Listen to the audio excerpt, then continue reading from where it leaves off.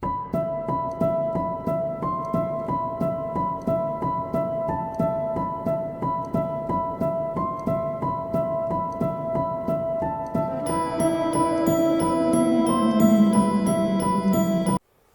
guys, Mike here from Panther Hollow Sporting Optics again with a quick little update. Here a while back we done a scope compare on the BTR, the ETR, and a few other scopes in that line. And I'm talking about the Athlon scopes, obviously. Long story short, I've had this scope for a while now. We've ran it in a few competitions and had it out the range several times. And the scope, this is the Athlon Cronos BTR. This is a $1,600 optic. We have a couple guys running these now, including myself, and they're doing very well. I was going to do a little compare with the Cronos versus the Tract versus the Valdada. So we got the Cronos up here first. We'll go over a few things real quick. This is a 4.5 to 29 by 56. This is the MOA version. This has the new reticle. This is the Gen 2 Cronos BTR Gen 2. We'll take a quick listen to the turrets.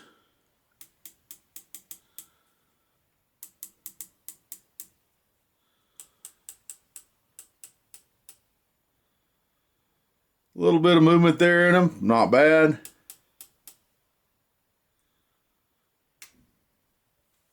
Go the windage.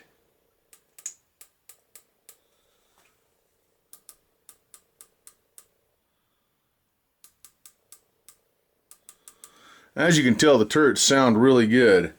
We are running the Athlon Precision High Rings on this guy. We had it at the match Sunday.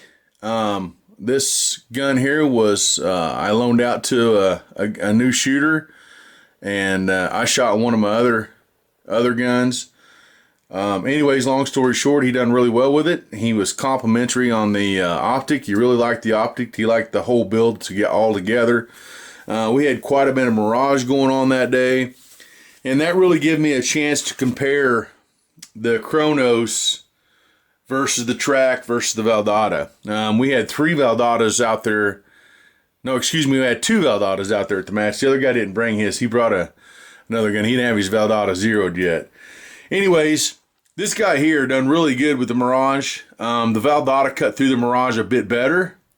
This is right on par with the Tract. It and the Tract are virtually identical looking down range. Now, this does have Japanese glass in it. It's very bright. It does have some good color. We've seen that on the range. I have done some video through this optic here, the Athlon, the Tract, and the Valdada. And to be honest with you, the video through the scope just doesn't do them justice. I mean, you see much more detail with your eye than you do with a camera shining through the lens. So to do them justice, I think this is a better way to talk about the scope, because seeing is truly believing. I can show you videos of looking through the scope, all 3 scopes, and you're going to watch the video wondering, why is the Valdada priced where it's at versus these other scopes? Once you get over that $1,500 mark in optics, you're going to get pretty good glass. The glass isn't top tier like the Valdada. The Valdada uses a mixture of German glass and Japanese glass, where this is strictly Japanese glass, and the Tract is all German shot glass. So, anyways, back to this guy. It's performing at hold 0. We haven't really beat it up or anything yet.